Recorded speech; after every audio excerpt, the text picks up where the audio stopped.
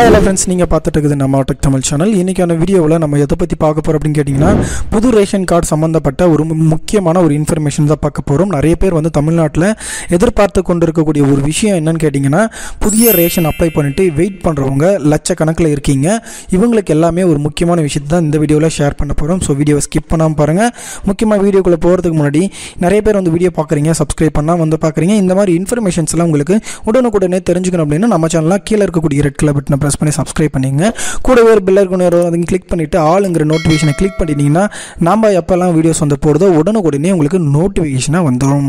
Friends, நம்ம subscriber வந்து ஒரு கமெண்ட் செக்ஷனில் வந்து கேட்டிருந்தா அது என்னன்னு கேட்டிங்க அப்படின்னா, புது ரேஷன் கார்டு சம்மந்தமாக வந்து பார்த்தீங்கன்னா தமிழக அரசில் இருந்து புது லிஸ்ட்டு வந்து விட்டுருக்காங்களா அப்படின்னு வந்து நிறைய பேர் வந்து கமெண்ட் செக்ஷனில் கேட்டிருந்தீங்க.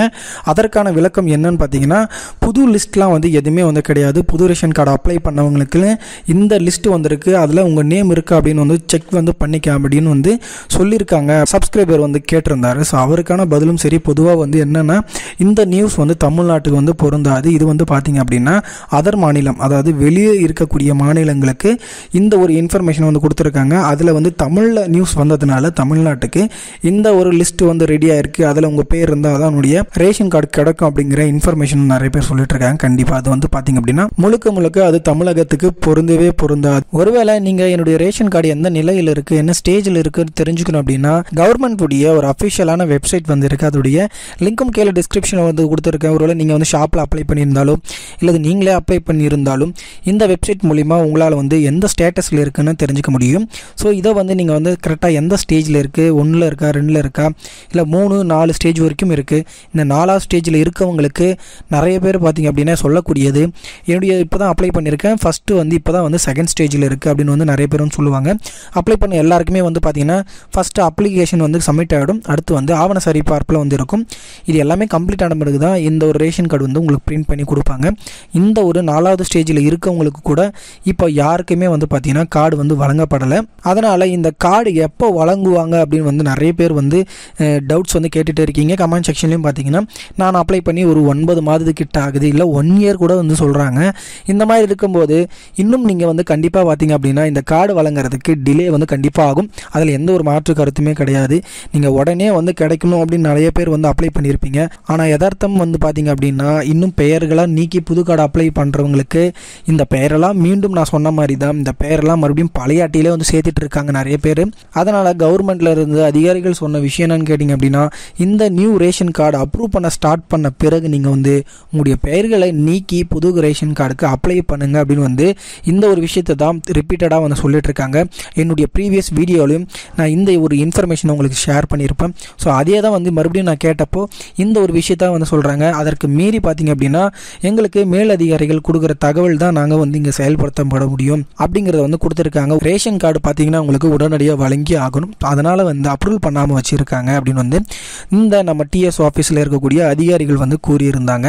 நிறைய பேர் வந்து பார்த்தீங்கன்னா பெயர்கள்லாம் நீக்கியிருக்கீங்க. கண்டிப்பாக அவங்களுக்குலாம் வந்து பார்த்தீங்கன்னா ஒரு கஷ்டமான ஒரு சூழ்நிலைன்னு அப்படின்னு சொல்லலாம். ஏன்னா ரேஷன் கார்டில் பெயர் இருந்தால் தான் கண்டிப்பாக தமிழ்நாட்டில் இருக்கக்கூடிய ஒரு எலிஜிபிலிட்டியான ஒரு பர்சன் அப்படின்னு வந்து சொல்லலாம். அதனால் வந்து பெயர்கள்லாம் உடனடியாக வந்து பார்த்தீங்க அப்படின்னா அதனால் தமிழக அரசு கண்டிப்பாக இந்த ஒரு புது ரேஷன் கார்டுக்கு உடனடியாக வழங்கணும் அப்படிங்கிற இந்த ஒரு விஷயத்தையும் நம்ம முன்மொழியை வச்சுக்கலாம்.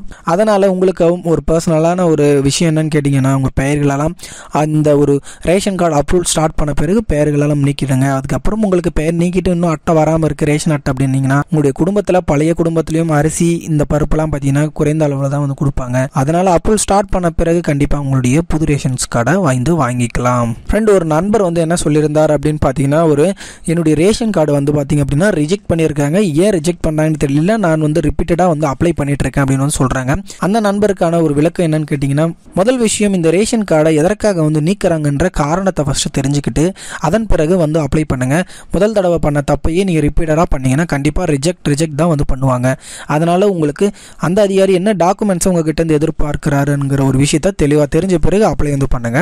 கூடுதலாக நம்ம சேனலில் வந்து பார்த்தீங்க அப்படின்னா இந்த ரேஷன் கார்டை எப்படி அப்ளை பண்ணுறது அப்படின்னு சொல்லிட்டு நம்ம வீடியோ இருக்குது, டீட்டெயிலாகவே இருக்குது. ஸோ அதை வந்து மிஸ் பண்ணாமல் வந்து பார்த்து நீங்களே உங்களுடைய ரேஷன் கார்டை வந்து அப்ளை பண்ணி நீங்கள் வந்து வாங்கிக்க முடியும். இப்போ ரீசெண்டாக வந்து ரேஷன் கார்டு வந்து பார்த்தீங்க அப்படின்னா உங்கள் வீட்டுக்கே வந்து கொடுக்குறதா வந்து தகவல் வந்து கொடுத்துருக்காங்க.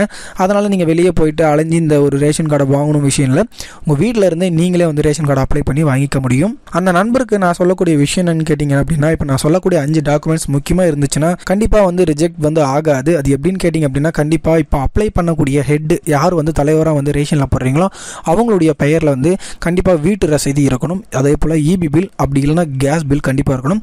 ஆதார் கார்டு, பேங்க் பாஸ்புக் இதை நீங்கள் மஸ்ட்டாக வச்சிங்க அப்படின்னாவே எந்த ஒரு ரீசனும் வந்து சொல்லி உங்கள் பெயரை வந்து நீக்கவே முடியாது. அதன் பிறகு ஒரு சிலர் வந்து பார்த்திங்கன்னா நாங்கள் வாடகை வீட்டில் இருக்கோம், அப்படி நாங்கள் என்ன செய்யறதுன்னு வந்து கேட்பீங்க. இதுதான் ரொம்பவே ஈஸியான ஒரு மெத்தட் அப்படின்னு சொல்லலாம். இப்போ ஓனர் இருக்காங்கன்னா கண்டிப்பாக ஓனரோட பேரில் இபி பில், கேஸ் பில் அல்லது கண்டிப்பாக ப்ராப்பர்ட்டி டேக்ஸ் வந்து இருக்கும். இந்த 3 விஷயத்தில் ஏன்னா 2 வச்சு ஆகணும். நீங்கள் ஒன்று இபி பில்லாவது வைக்கணும், இல்லை கேஸ் பில்லாவது வைக்கணும். கம்பல்சரி ப்ராப்பர்ட்டி டேக்ஸ் வீட்டு வரி ரசீதி கண்டிப்பாக வைக்கணும். அதன் பிறகு உங்களுடைய பேங்க் பாஸ்புக், ஒரு ஃபோட்டோ ப்ளஸ் ரெண்டல் அக்ரிமெண்ட்டுன்னு வந்து போடுவாங்க. ஸோ இந்த ரெண்டல் அக்ரிமெண்ட்டு தான் இந்த டீட்டெயில்ஸ்க்கு ஒரு முக்கியமான ஒரு ஆவணமாக வந்து சொல்லலாம். இந்த ரெண்டல் போடுறது தான் ரொம்ப ரொம்ப ஈஸியான ஒரு விஷயம். நிறைய பேர் வந்து வாடகை வீட்டில் இருக்கவங்களுக்கு இந்த ஒரு ரெண்டல் போட்டு தான் ரேஷன் கார்டு வந்து வாங்கிட்டு இருக்காங்க. ஸோ அந்த மெத்தடை நீங்கள் ட்ரை பண்ணிங்க அப்படின்னா என்னுடைய ப்ரீவியஸ் வீடியோவில் டீட்டெயிலாக சொல்லியிருக்கேன்.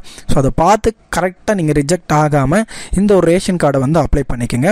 ஸோ அதனால் இந்த வீடியோவில் நான் சொல்லக்கூடிய விஷயம் என்னென்னு கேட்டிங்கன்னா புது ரேஷன் கார்டுக்கான லிஸ்ட் தமிழ்நாட்டுக்குன்னு எதுவுமே வந்து கிடையாது. உங்களுக்கு டவுட்டாக இருந்தால் இந்த ஒரு வெப்சைட் மூலமா போயிட்டு உங்களுடைய அப்ளை பண்ணியிருக்கக்கூடிய விண்ணப்ப எண்ணை வைத்து உங்களுடைய என்ன ஸ்டேஜில் இருக்குன்னு வந்து பார்த்து கரெக்டாக வந்து தெரிஞ்சுக்கோங்க.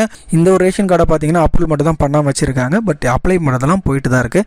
இந்த விஷயத்தை தெளிவாக வந்து தெரிஞ்சுக்கோங்க. அதனால் ரேஷன் கார்டை அப்ளை பண்ணுறது ஸ்டாப்பில் இருக்கா அப்படிங்கிற ஒரு டவுட்டும் பார்த்தீங்கன்னா நிறைய பேர் இருக்குது. கண்டிப்பாக அப்ளை பண்ணுற போர்ட்டல் பார்த்தீங்கன்னா ஒர்க் ஆகிட்டு தான் இருக்குது. நீங்கள் தாராளமாக வந்து அப்ளை பண்ணிக்கலாம். ஆனால் கார்டு வந்து அப்ரூவல் பண்ணாமல் இருக்குது. அந்த விஷயத்தை தெளிவாக தெரிஞ்சுக்கிட்டு அப்ளை வந்து பண்ணுங்கள்.